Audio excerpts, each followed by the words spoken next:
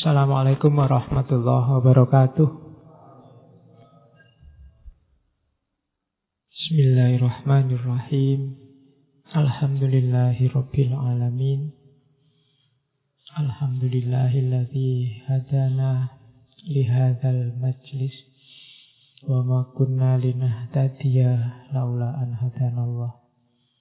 Allahumma sholli wa sallim wa barik ala habibina wa syafi'ina Sayyidina wa maulana Muhammadin wa ala alihi wa ashabihi wa man tabi'ahum bi ihsanin ila yaumiddin.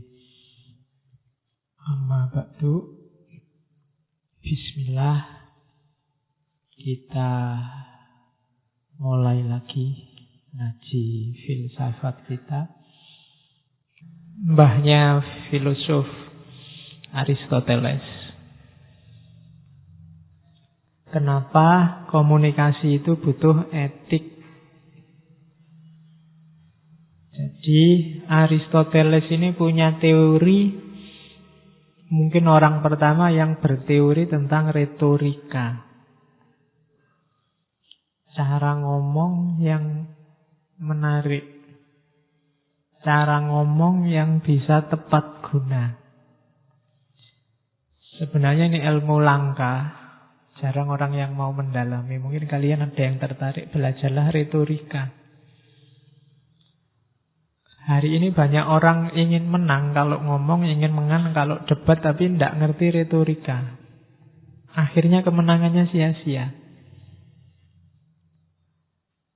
Sudah capek-capek gegeran, debat, menang, tapi musuhnya yang kalah tidak mau ikut pandangannya. Tetap dia ngeyel dengan pandangannya sendiri. Kenapa? Karena kebenarannya tidak masuk ke lawan bicara. Kalau versinya Aristoteles itu retorikanya keliru. Ada orang yang tidak pakai debat, ngomong 1-2 kata bisa merasuk. Orang terpengaruh. Sementara sini yang capek-capek debat sudah menang, kono ya tetap ngeyel. Itu mungkin kita kurang retorika. Hari ini kalau maki-maki kita ahli, tapi dalam hal retorika mungkin kita masih kurang. Katanya Aristoteles, ngomong yang tepat, yang persuasif, yang mempengaruhi, menarik perhatiannya orang, sangunya 3.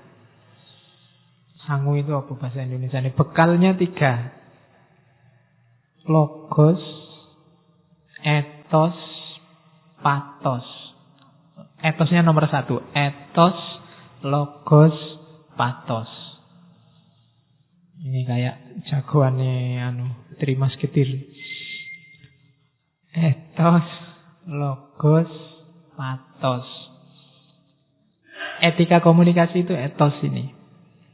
Etos itu orangnya secara moral harus berkualitas. Bisa dipercaya. Kenapa tadi kamu debat, ngomong, menang, musuhmu tidak mau ikut kamu? Jangan-jangan dia masih curiga, wong kamu itu orangnya tidak bisa dipercaya. Kalau ngomong mencela-mencela, kemarin bilang apa, sekarang bilang apa? Berarti kamu lemah di etos. Kalau kamu lemah di etos, sebagus apapun pikiranmu, gagasanmu, tidak akan ada orang yang mau mengikuti. Itu etos. Bangun etos. Orang yang etosnya kuat itu biasanya tidak perlu ngomong capek-capek. Ngomong 1-2 kata orang akan patuh. Kalau bahasa retorika modern namanya truthworthiness. Bisa dipercaya. Kenapa? Karena secara moral dia bagus. Jadi harus punya etos. Kalau belum harus dibangun. Aristoteles ini kan nanti yang pikiran-pikiran akhlaknya banyak diwarisi oleh para filosof muslim. Akhlak itu pembiasaan, harus dibiasakan. Tidak ada orang yang terlanjur tidak jujur ya Pak, tidak ada. Harus dilatih jujur. Saya itu terlanjur pemarah ya Pak, tidak ada terlanjur kalau akhlak. Kalau sekarang watakmu pemarah, dibangun biar tidak ngamuan. Jadi bangun kredibilitas moralmu. Nah, itu sangunya sebelum nanti komunikasi. Kalau orang sudah tidak percaya kamu dulu, ngomong apapun, orang ya tidak percaya. Sebagus apapun isinya, sebaik apapun isinya, orang tidak akan mau ikut. Kenapa? Karena lihat kamu yang ngomong. Itu harus dibangun. Ya kayak model kamu kalau tiba-tiba bilang kita harus selalu mendekatkan diri pada Allah. Mungkin orang tidak percaya potonganmu. Modelmu kayak ngono wae kok ngomong mendekatkan diri pada Allah. Kenapa kamu harus bangun etos dulu? Kalau nasihati orang jadi soleh, ya kamu soleho dulu. Nanti mungkin waktunya, ini kan mahasiswa baru, waktunya ospek, waktunya pendadaran mahasiswa baru, biasanya kakak kelasnya kan harus rajin belajar. Nek modelnya kakak kelasnya orang lulus-lulus sampai semester 14 ya. Adik kelasmu cuma geleng-geleng, Allah mungkin gitu. Bangun etos dulu.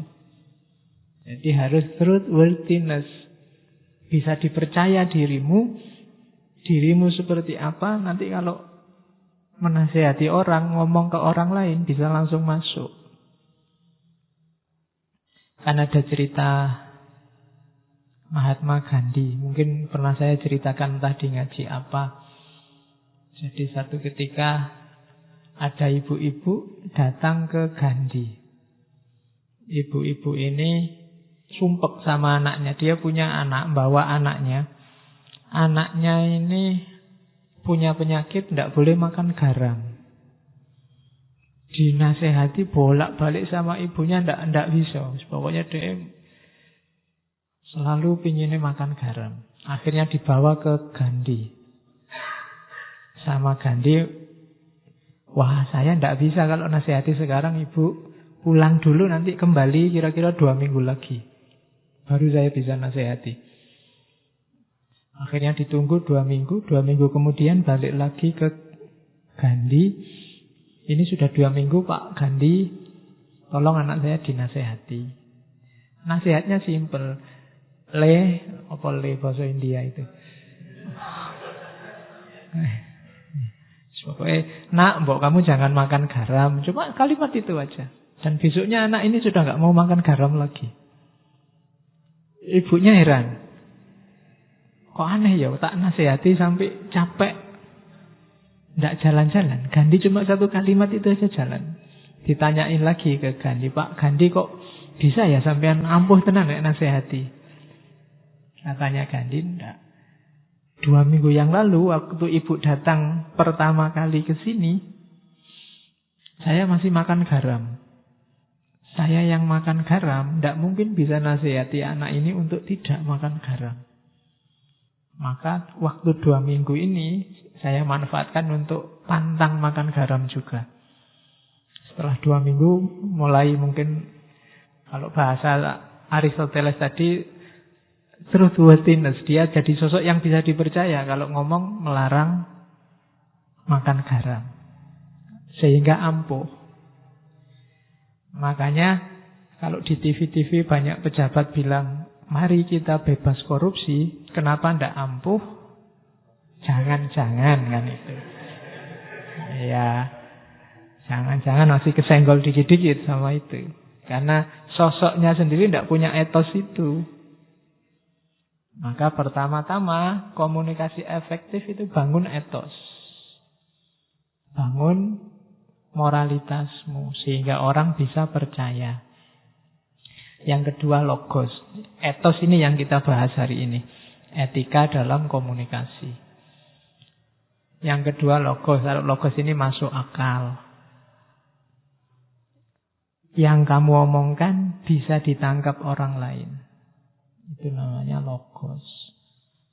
Ya meskipun mungkin kredibilitasmu tinggi, kalau ngomongin tidak karu-karuan ngawur ya orang paham aja ndak. Gimana mau mengikuti? Dan yang terakhir patos. Patos itu emosi.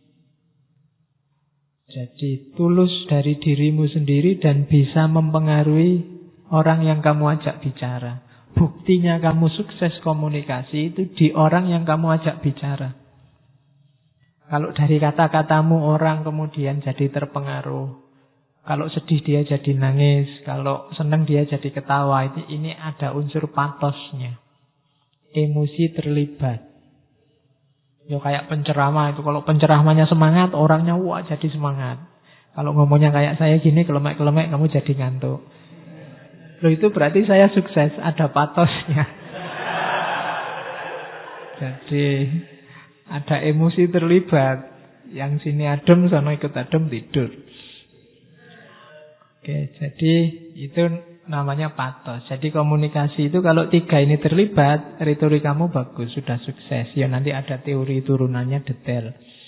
Kapan-kapan kita ngomong itu ya, tentang retorika selama 1 bulan.